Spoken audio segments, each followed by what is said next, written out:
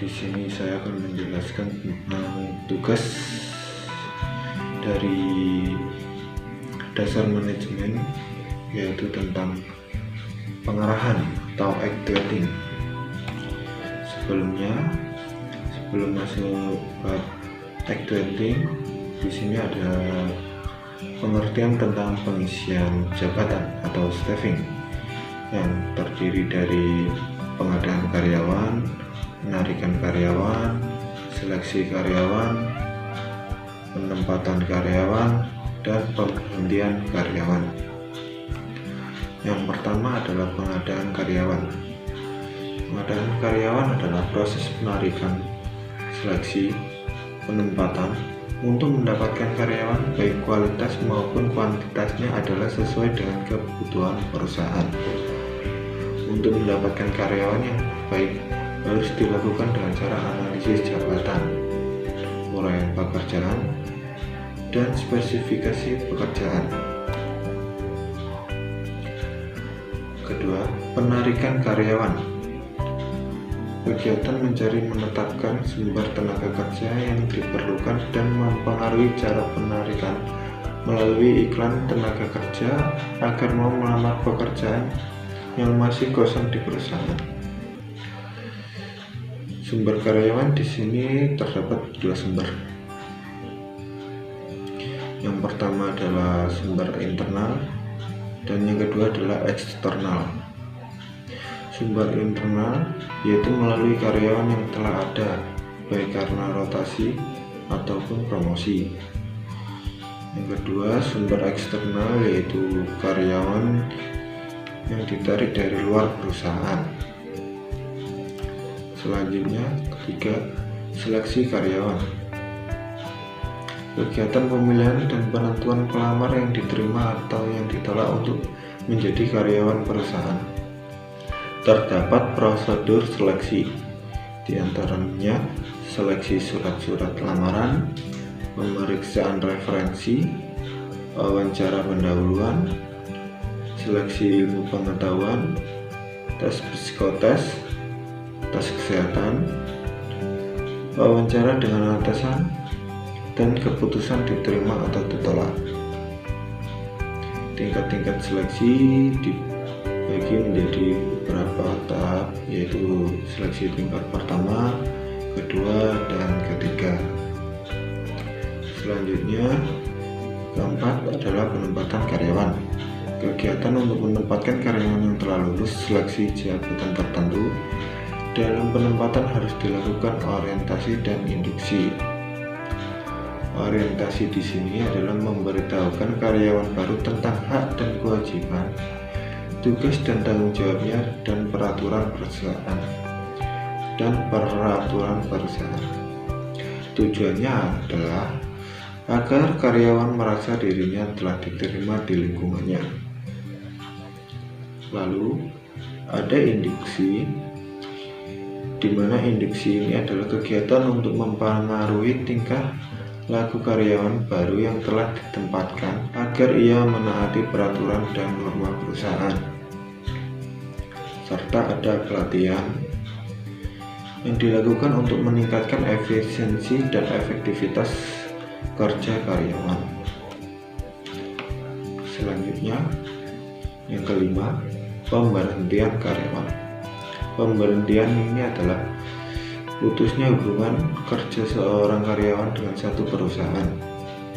Hal ini disebabkan oleh beberapa faktor, di antaranya yaitu keinginan perusahaan, keinginan karyawan, kontrak kerja habis, peraturan perburuhan, pensiun, ataupun meninggal dunia.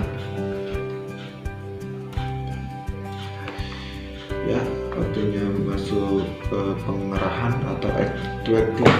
Menurut Giartari, pengarahan adalah membuat semua anggota kelompok agar mau bekerja sama dan bekerja secara ikhlas, serta bergairah untuk mencapai tujuan sesuatu dengan perencanaan dan usaha pengorganisasian. Jadi pengarahan adalah kegiatan yang dilakukan oleh pemimpin untuk membimbing, menggerakkan, mengatur segala kegiatan yang telah diberi tugas dalam melaksanakan sesuatu kegiatan usaha.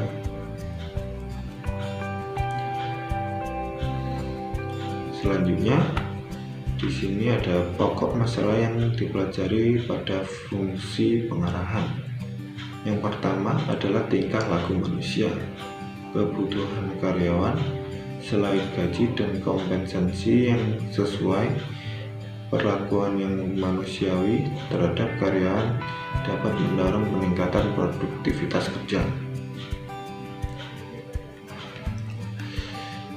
Yang kedua, hubungan manusiawi dalam kehidupan berkelompok atau organisasi ini harus didasarkan atas kebutuhan, kepentingan, hormat menghormati, saling membutuhkan, dan kerjasama di antara semua pihak untuk mencapai tujuan. Selanjutnya, ketiga, komunikasi. Komunikasi adalah suatu alat untuk menyampaikan perintah, laporan, berita, ide, atau pesan, atau informasi dari komunikator pada komunikasi agar di antaranya mereka terdapat interaksi. Jadi komunikasi adalah penyampaian dari komunikator kepada komunikan agar terjadinya interaksi. Proses komunikasi terdiri dari unsur dan kembang, di mana unsur ini melibatkan komunikator, pesan, saluran, komunikan, dan action atau aksi. Dan lambang sendiri melibatkan suara, tulisan, warna, dan lain-lainnya. Yang keempat adalah kepemimpinan. Kepemimpinan ini adalah seni seorang pemimpin mempengaruhi perilaku bawahan agar mau bekerja sama dan bekerja secara produktif untuk mencapai tujuan organisasi. Ada banyak sekali fungsi kepemimpinan di sini. Berikutnya adalah unsur-unsur kepemimpinan, di mana meliputi pemimpin, bawahan, organisasi, tujuan dan lingkungan internal dan eksternal perusahaan. Gaya atau tipe kepemimpinan menurut Melayu SP Hasibuan. Ada 3, yaitu yang pertama otoriter, kedua partisipasi, ketiga adalah delegatif.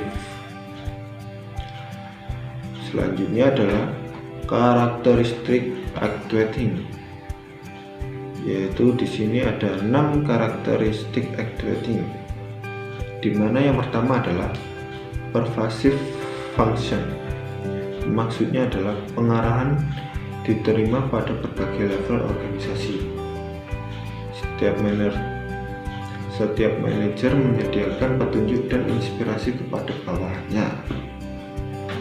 Lalu yang kedua adalah continuous activity. Maksudnya adalah pengarahan merupakan bentuk aktivitas yang berkelanjutan sepanjang masa hidup organisasi. Lalu yang ketiga ada human factor. Maksudnya adalah pengarahan senantiasa berhubungan dengan bawahan sehingga akan berkaitan dengan human factor. Human factor adalah perilaku manusia yang kompleks dan tidak dapat diprediksi. Selanjutnya adalah creative activity. Maksudnya adalah adanya pengarahan akan membantu dan mempermudah dalam mengubah rencana dalam suatu tindakan nyata. Tanpa adanya fungsi pengarahan ini, seseorang dapat menjadi inaktif dan sumber fisik yang dimiliki akan menjadi tidak berarti. Executive function maksudnya adalah pengarahan dilakukan oleh semua manajer dan eksekutif pada semua level pada semua jenis organisasi, dan bawahan hanya menerima instruksi dan hanya dari atasannya. Jadi di sini adalah bawahan hanya menerima perintah dari atasan. Lalu ada delegate function, maksudnya adalah pengarahan merupakan satu fungsi manajemen yang langsung berhadapan dengan manusia. Atasan harus dapat mengetahui bahwa perilaku manusia merupakan suatu hal yang tidak dapat diprediksi dan alami, sehingga atasan harus dapat mengkondisikan perilaku seseorang ke arah tujuan yang diharapkan. Lalu ada tujuan pengarahan.